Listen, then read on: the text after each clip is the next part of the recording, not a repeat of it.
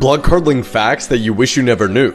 The chemical weapon sarin gas works by not allowing your body's muscles to relax, so they can constrict but are unable to release, causing every single part of your body to cramp until you suffocate to death. Up until the 1800s, dentures were primarily made by the teeth of dead soldiers. Speaking of teeth, babies' adult teeth are located right below their eyeballs. There was a Roman form of torture known as goat's lick, where a person's feet were soaked in salt water and the goat would lick their feet until their flesh was gone. Most serial killers are born in November. When a woman with breast implants is cremated, her implants will melt and drip to the bottom of the furnace. A man was once discovered to have a fir tree growing inside of his body. The doctors thought it was a tumor, but they soon discovered he had inhaled a fir tree seed and it had sprouted and grown inside of his lungs. Right now, in your bed are between 100,000 to 10 million dust mites. And if this isn't bad enough, they feast on skin flakes. An octopus is so flexible that it's capable of entering through your mouth, traveling through your digestive tract, and coming out through your asshole. The second batch of the Epstein files was released and it is absolutely horrifying. I'm going to try to get through as much as I can today, but to start off, an Epstein Island victim witnessed a child being torn apart, their intestines being pulled out on a yacht. Then the people gathered around and started eating the child's insides and feces. This incident honestly just reminds me of when 21-year-old model Gabriela Rico Jimenez attended an elite party. Afterwards, she was screaming about how they were eating people. Nobody believed her and they thought she was being crazy, but the same night, she disappeared forever.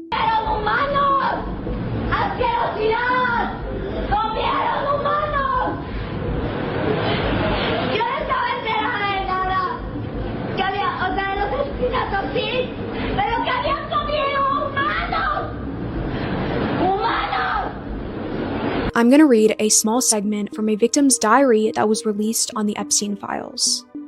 As long as I am wearing what you want, there is no respect for me as a human. I'm nothing but your property and incubator. You only trust me when I'm under your complete control. I will never trust another man, ever. I'm the only one who provides and sacrifices everything. I give and give out of terror, and you take all of me. You need me to continue keeping it all connected. There were also photos released of women's body parts with lines from the book Lolita written on them.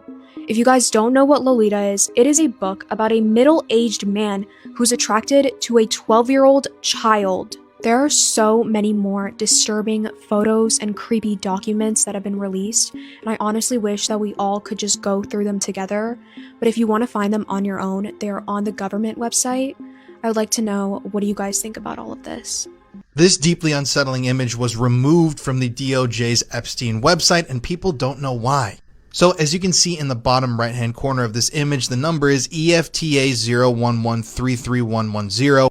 And this document, when you went to look at it on the DOJ's Epstein portal, was just this. There were no other attachments. It was just this single image in a PDF document. But recently, people online began to notice that if you search for this document on the DOJ portal, this is an actual screenshot of me performing this search. This is what you see, page not found. Now, we've seen this with a number of documents and photos, images, videos that have been released by the DOJ. They have quickly afterwards gone and removed them from the portal. But usually they are removing images and documents because they reveal personal information or they contain graphic images and things that they shouldn't have released. Things that were illegal technically to release. But this photo has none of that. This photo just appears to be a picture of steaks or meat and nothing else. So why was this image removed? Why didn't they want the American public or the world really to see what was shown in this photograph? I don't know. Your guess is as good as mine, but I would love to hear y'all's theories in the comment section because nobody online knows. And yeah, I am definitely eager and curious to figure out what the secret is that they were trying to hide here.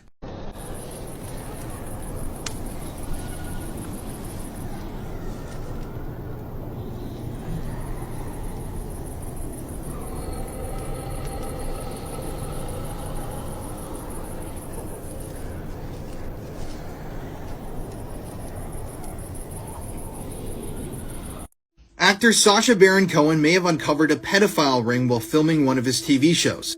So in the series Who is America, Sacha Baron Cohen traveled around America. And in the show he did a lot of crazy things like getting Dick Cheney to sign a waterboarding kit and having Roy Moore take a pedophile lie detector test. But the stuff that they filmed in Las Vegas was so dark that they ended up sending it to the FBI. In this specific scene, Sacha, who was playing a character, was interviewing a concierge in Las Vegas. In the interview, Sacha told the concierge that he had molested an 8-year-old boy.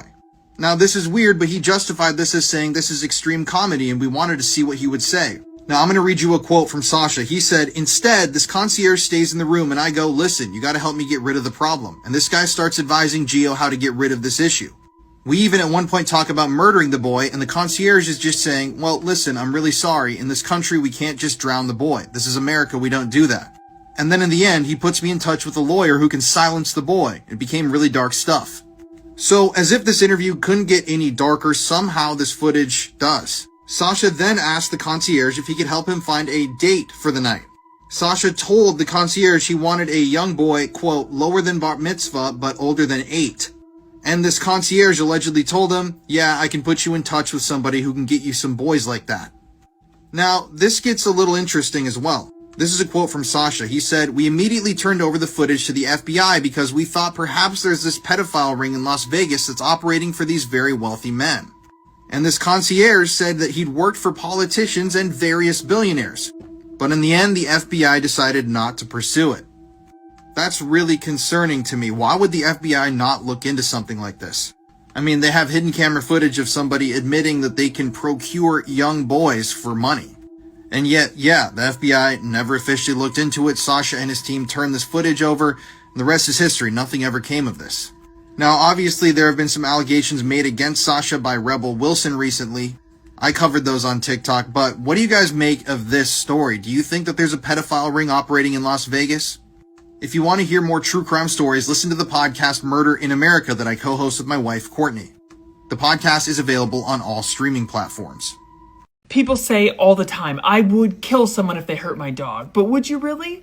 Well, 64-year-old Claire Bircher said, hold my beer. Listen to this. Claire said she knew immediately something was very, very wrong as she pulled into the driveway of the house she shared with her husband of nearly 40 years on July 17, 2025. Now, we all know, in any relationship, you go through rough patches. But Claire and Keith were going through the roughest of patches, and Claire was sure she was going to divorce him. But to clear her mind, make sure it's exactly what she wanted, she decided to spend a few weeks in London with her sister. Now, like I was saying before, Claire knew something was very wrong the second she pulled into the driveway after being in London. What was wrong, you ask? Claire didn't hear her 2 dogs, these 2 rescued dachshunds, barking. And when she asked Keith where they were, he told her he killed them, euthanized them while she was gone because they were hard to take care of. Claire says she doesn't remember much of anything beside going into an absolute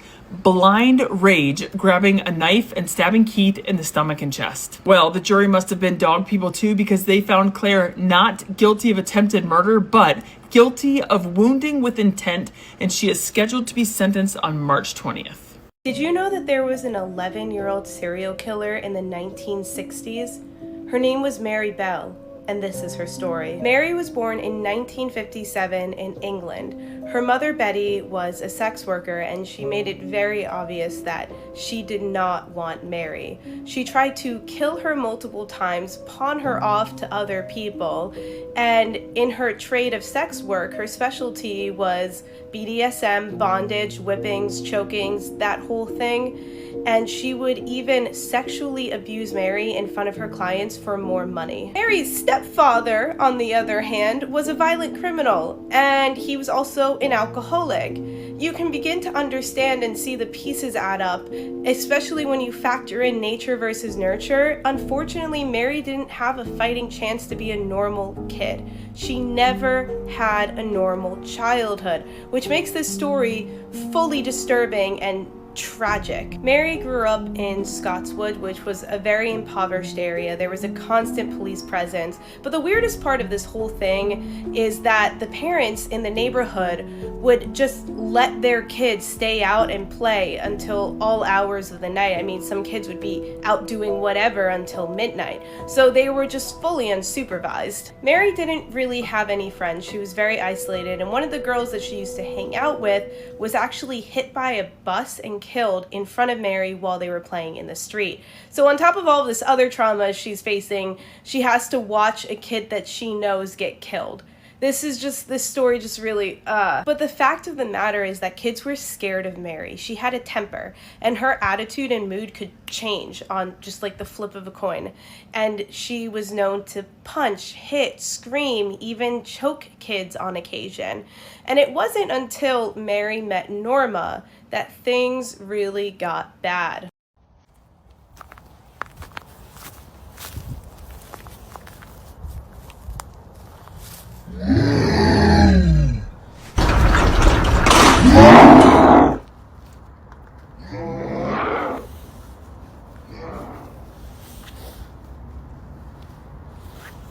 In 2007, a woman living right near a prison in California got home late one night and went right to bed. Around midnight, she woke up to footsteps on her first floor, assumed it was her roommate, so she goes downstairs to say hi. She yells out to her roommate, who doesn't say anything, and then in walks this giant man who she doesn't recognize. She runs upstairs, jumps in her closet into the crawl space, and hides. As she's helplessly tucked away in this little crawl space, trying not to make any sound, all she hears is this giant man sprinting around her house, running into walls, flipping furniture and screaming in frustration because he can't find her. Finally, after several hours, she slowly opens the crawl space back up, crawls out and gets her phone off the nightstand and calls police. As she's telling the police her story, she describes the person who had broken in, and they stop her and say, "Ma'am, go back in the crawl space and stay there. We'll be there as soon as we can." It turned out a 6'11" convicted murderer had escaped the prison and was still on the loose. The most terrifying thing about this photo is at a glance you don't even notice anything's wrong. Before we start today's case, if you guys do prefer deep dives, I post a brand new case on my podcast, The Bourne Investigation, every single week. It was the 10th of February 2025 in Bighorn County, Wyoming. Family of 6, the Harshman family, looked picture perfect to the outside world. They really looked like they had it all. The couple looked super happy and content together. The kids were adorable. What more could you want? The family were actually somewhat of like a blended family. Tranielle, the mum, had been previously with this guy, Quinn. They'd had 2 daughters together, the eldest girls, Olivia and Braylee. They had then split up, but their dad was still very much in the girls' lives, and Tranielle started dating a guy called Cliff. Now, Cliff was an amazing stepdad to these girls. He really did truly care about them and treat them like they were his own daughters. And when Cliff and Tranielle got married, they had 2 more little girls, Brooke and Jordan. Husband Cliff was actually away on a business trip on this particular date. He worked really hard to provide for his little girls. And at this point, the girls were actually homesick with the flu. Cliff had absolutely no idea of the devastation that he would end up coming home to. On the day in question, at around 1:30 p.m, police got a phone call, and the dispatcher had never heard anything like this before. On the other end of the line, Tranielle said she had shot her 4 daughters and was about to do the same to herself. The dispatcher scrambled to find the right words. I mean, what do you say in that situation? In the end, she just started pleading with the mum not to do anything, not to move. Please just do not harm yourself. But Tranielle simply replied that the 2 youngest girls were in their cribs upstairs, dead, and the eldest girls also dead in their shared bedroom. She told the dispatcher it was simply too late. When I say the police and the emergency services raced over to that property, they burst through the door and they were like, please, let's just be able to save one of them. They found Tranielle on the floor with a gunshot wound to the head, but actually still alive. And tiny little Jordan also still had a pulse. They were raced to hospital immediately, and then seemingly another miracle, 7-year-old Olivia was still hanging on to life. But tragically, eventually every single one of them passed away. I actually can't imagine the dad's reaction. Like, imagine hearing that as a father, that your entire family has just been wiped out like that. It actually opened up before about his wife's mental health, about how much she had struggled with postpartum depression and PTSD. These things are no joke, guys. They'd been married for 5 years and he really did support her as best as he could. Tried therapy, she tried taking medication, but it felt like nothing was working. In fact, she felt like the medication was making her worse. And Cliff was like, although although I am angry at my wife for doing this, I also still love her and I'm grieving her. He said his wife was not a monster like people make out, and she had an illness, and he couldn't believe how out of character these actions were. The video and audio footage of what happened to Athena Strand was played at Tanner Horner's trial today for the jury, and it left them in tears. First of all, Texas Ranger Job Espinoza was called to the stand, and he testified that he saw in the video footage Horner covering the front-facing camera at 4:09 p.m. and then arriving at the Strand house at 5:30 p.m. When asked about the footage after Horner uncovered the camera, specifically with regard to Athena's clothing, Espinoza said, quote, "I observed, I believe some of the clothing went into a bag, and then I also observed the defendant placing what looked to be underwear and pants into the backpack. You see him unzipping it and putting them inside the backpack, which we later located at his residence. And when Horner uncovered the camera, he was cleaning up his FedEx van at a gas station." Now I'm going to tell you what was reported on about the video and audio footage. It shows Tanner Horner arriving to Athena's house, and when he gets there, he's seen walking by his driver's side window with Athena walking behind him. He's seen opening the truck with her standing next to him, and then after closing his passenger door, she's still standing by the truck.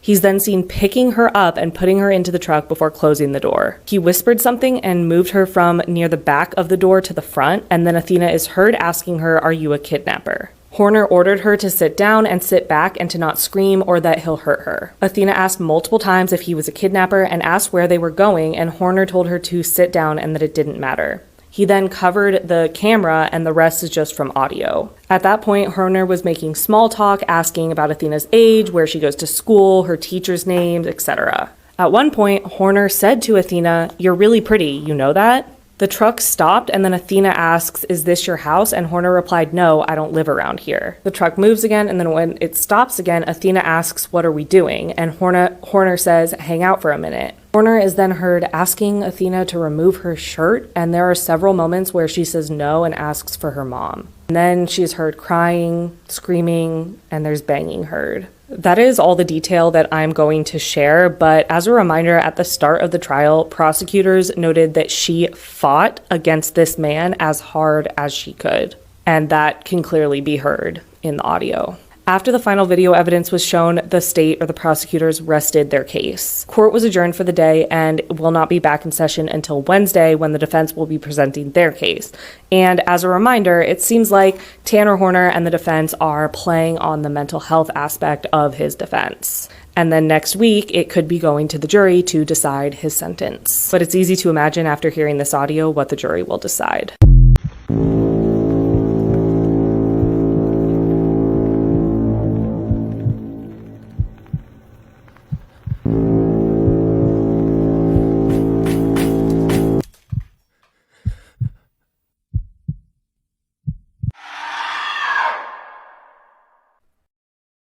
Learning about the bodies that came back after Hurricane Katrina has actually made me lose sleep. And I don't just mean the bodies that would have obviously been floating around after floodwaters took them away. No. There was this phenomenon that kept occurring as rescuers worked to recover victims that were killed when the levees broke or soon thereafter. Because the flooding was so bad, a lot of people had no choice but to start living on their roofs or out of their attics. Now, when floodwaters would rise suddenly, the poor people living in their attics would often get trapped, ultimately drowning in their own homes. So when rescue workers went out to search for survivors, they had a system of operations. Knowing that most people couldn't stay on the ground level of their homes because the waters had risen so much, but not knowing if it was safe to enter the home because the rescue teams themselves were worried they would get trapped, they came up with this knocking system where they would approach a home, knock on the doors and the walls, and call out to anybody that might be inside. After knocking, they would wait a few minutes and listen for someone to respond. Even if all they heard back was a faint tapping, potentially coming from the attic, they would do what they could to force entry into the home. But remember, a lot of these rescue teams are actually just civilians with boats, so they weren't always equipped to do do so? Well, when they made entry into these homes where they heard knocking, they would often find people floating in the water. Sometimes there was still a person alive inside of the home knocking back that had been forced to try and survive in the home as their deceased loved ones floated around them. Other times, rescuers would enter the home after thinking they heard movement, only to find that whoever was inside was already gone. And this was reported quite frequently. When they did find a body, they would usually recover it and bring it to higher ground to await the help of mortuary teams. The rescue teams would then go around and mark the homes that were already cleared with an X on the door. But when a second team would come back through, they would continue to find bodies in the houses that already had X's on them. This kept occurring, where they would remove a body from a flooded home only to find that it had returned days later, floating eerily in the same spot it was recovered from before. When the floodwaters had shifted, the currents kept carrying the bodies that had been placed on higher ground back into the same street and sometimes into the same homes they had already been taken out of. Journalists and first responders in the lower Ninth Ward specifically reported on the bodies that continued to reappear in the same areas after they had already been logged and supposedly removed. A Coast Guard officer also described marking a home where a man had been found deceased on the front porch, only to find his body right back on the porch a few days later. Even the local morgue had staff members confirm that multiple notifications from the same addresses were coming in because the bodies just kept going back to their homes. This is what Celeste Rivas Hernandez looked like when David first met her. She was just 11 years old, as if 14 wasn't bad enough. I don't understand at all how anybody could look at this face and not see a child, a baby. An 11-year-old is in like 5th grade, you guys. I'm a mother, and this case just crushes my heart, but you don't even need to be a parent to realize that this is sickening. This is wrong. That is a child. It infuriated me that for so long the media was trying to push the narrative that she was a woman making her own choices. Even still, it's portrayed like she was in a legitimate relationship with David. A 14-year-old cannot be in a relationship with a 20-year-old. She didn't have the ability to consent. Not to mention she was groomed. This is what these predators do. They find a young child, they groom them, and David had the money, he had the power, he had the influence to manipulate her. That's not her fault. That doesn't mean that she was a willing participant in a relationship. She's a victim. I won't get into my opinions on the parents right now, but they released a statement that says, "We would like to thank the Los Angeles Police Department and the District Attorney's Office for their hard work. I would also like to thank the people of Lake Elsinore for all of their support. Celeste was a beautiful, strong girl who loved to sing and dance. Every Friday night was movie night, and we spent wonderful times together. We love her very much, and she always told us that she loved us. We miss her deeply, and all we want is justice for Celeste." And unfortunately, cases just like this aren't uncommon, and oftentimes you find that they use wording like woman, female, instead of saying what they should, child, girl, trying to minimize it. Yet when it's the other way around and you look at the wording and the aggressor is a young man, like 18, 19, 20, they will use wording like teen, young boy, young male. What happened to Celeste is heartbreaking. So many people failed her. She was just a baby who had her entire life taken away from her.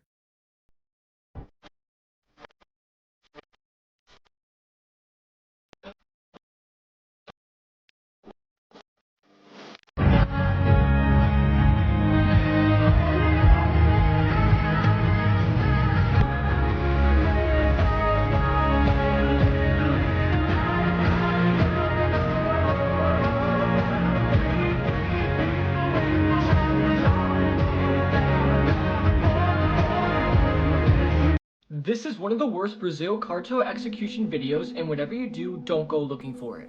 Before I begin, I'm just going to say right now, this is probably one of the worst beheading videos that I ever covered. The backstory behind the video is basically non-existent, but people believe it's from Brazil. The video is 2 minutes and 51 seconds long, and it's a very hard watch. As you play the video, you see a man lying on his back on the ground. He's wearing a blue shirt which is unbuttoned, and his hands are tied behind his back. The camera shot is looking over him, giving you a bird's eye view of the victim. The man is on-gagged, but isn't making a sound. He realizes his time is up, but is showing little to no fear and remains calm. After about 4 to 5 seconds, a man with a machete begins repeatedly striking the victim's throat with it. But the killer is very inaccurate, sometimes hitting the victim's throat and other times hitting the victim's chest, leaving deep cuts. Another man can be seen holding the victim's hair to stop him from moving. Blood begins to pour as the victim's chest and neck is continuously being hit by the killer with the machete. After about 10 or so strikes, the victim lets out a couple of grunts but still doesn't scream.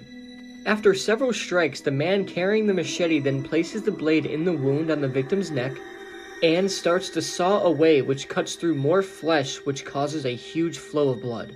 At this point, the victim can be heard gurgling on his own blood as he struggles to breathe, as well as hissing sounds which is coming from the severed windpipe. As he chokes, blood gushes out of the victim's mouth and it appears the victim is still fully conscious, as his eyes are darting around the room and his mouth opens in pain. As the killer continues to saw away with the machete, the gurgling of the victim stops, though his eyes are still moving. The sawing sound of the machete sounds different after a period of time also. You hear the grinding as the machete blade cuts through the victim's spinal cord. The man who was holding the victim's hair then takes his machete and takes over, once again sawing at the victim's neck, breathing very heavily as he does it. The other man then starts slicing the victim's chest, removing a piece of flesh so that you can see some of the victim's sternum. He then cuts deeper into the chest around the bone, exposing a part of the victim's lung. As this is happening, the other man is still slicing away at the victim's neck. As he cuts through the victim's spinal cord, he lets out a psychotic laugh. And at the 2-minute and 30-second mark of the video, the beheading is complete. The severed head is then held up to the camera as the men hold up gang signs. The head is then placed on the victim's stomach and the video concludes. This video is so brutal and it's one of the worst beheading videos I've ever seen, and I urge you to never look it up or watch it. As I said, this video has little to no backstory, and it's just mind-blowing that so many people die in such horrible ways without anyone knowing their identity or their backstory. It's genuinely sad. They've been erased from existence in the most lonely and terrifying ways imaginable, and no one will ever know who they were.